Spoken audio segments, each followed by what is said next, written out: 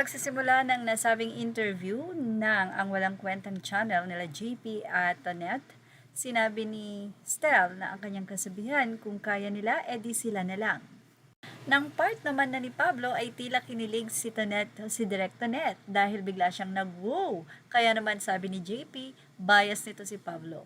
Doon na nga nagkaroon ng kiligan at tuksuhan, nag-blush na nga itong si Pablo at ibinigay na kay Josh ang mic. By the way, ang kasabihan niya ay katulad ng kay Stel. Actually, sa pagpapakilala pa lang ng SB19 isa-isa ay napakarami nang katatawanan na nangyari dahil napakakuwela talaga ng SB19.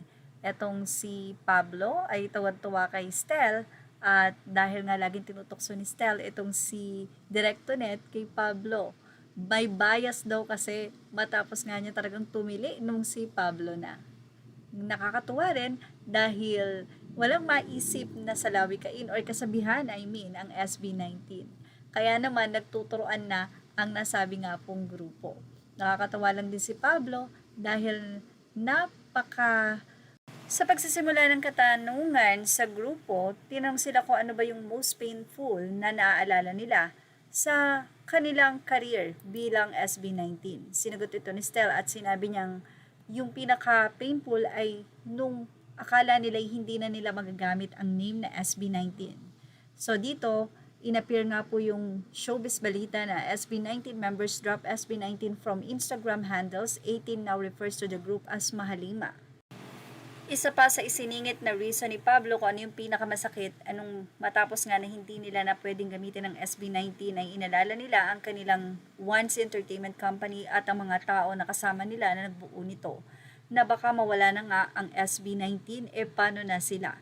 Yan po ang ibinahagi ni Stel at ni Pablo sa pinaka-painful experience nila. Samantala, hinulaan naman ni Direk Tonette matapos sabihin ni Justin na hulaan sa kanila kung sino yung nag-away. At napakaliit na bagay lang daw ang pinagawa yan. Hula ni Direk Tonette ay si Ken at si Justin. Tama kaya ang hula niya? Dahil mali ang hula ni Direk Tonette, pero tama nakasama si Ken. Pero ang reason at ang tunay na dahilan kung bakit nag-away ay si Stel. Nagsuntukan si Pablo at si Ken dahil sa face mist, kung saan nanghihiram itong si Ken, pero sabi daw ni Pablo ay wala na, kaya nanghiram siya kay Ken.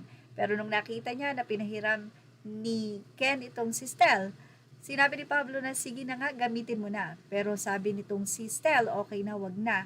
Tapos binato ni Pablo yung nasabi nga pong mist hanggang sa nadinig ito ni Ken at sinabi na bakit, ano nangyari hanggang sa nag-away na nga yung dalawa. Ayon nga kay Stel, ako yung nangihiram, bakit sila ang nag-away? Hanggang sa nagtawanan na nga po sa set ng nasabi nga pong podcast. Well, ayon kay leader Pablo, hindi naman daw umabot na nagkasuntukan sila ni Ken. Ayon kay Pablo, malaki daw ang naging improvement nila. At ayon sa kanya, if you want something to work, kahit feeling mo nakakasakit, you need to say it. Dahil si Justin daw, parang puro na lang siya agree. Yung kanyang feelings or emotion or yung nais niyang sabihin, hindi daw nito sinasabi. Parang puro na lang siya, okay yan, okay yan. Kaya ayon kay Josh, yun yung dapat matutunan ni Justin. Yung magkaroon siya ng sarili niyang opinyon. Alam niyo, sa totoo lang, tuwing may interview yung SB19, marami ka talaga or maraming mga revelation. Depende dun sa mga tanong na nais mong malaman sa kanila. At isa nga ang SB19 sa very authentic. Hindi nga kasi sila showbiz. Kaya talagang pag tinanong mo sila, sasabihin nila kung ano yung totoong nangyari sa kanila noon, na may mga naganap na tampuhan, awayan, pero wala naman suntukan. At ayon kay Pablo, that day na sila ay nagkaanuhan ni Ken, hindi siya pumasok ng 1 week dahil parang sobrang nakonsensya siya doon sa kanyang naging reaction. And then after nun, pumasok siya at humingi siya ng sorry kay Ken. Ayon pa kay Josh or kay Justin, hindi raw tatagal ng 8 years ang kanilang relasyon kung walang away. Napaka-boring daw nun. Anyway, napakahaba po ng nasabing podcast at marami pa tayong magiging update. Sa ngayon, yan muna. At ang podcast po nila ay umabot ng 1 oras mahigit.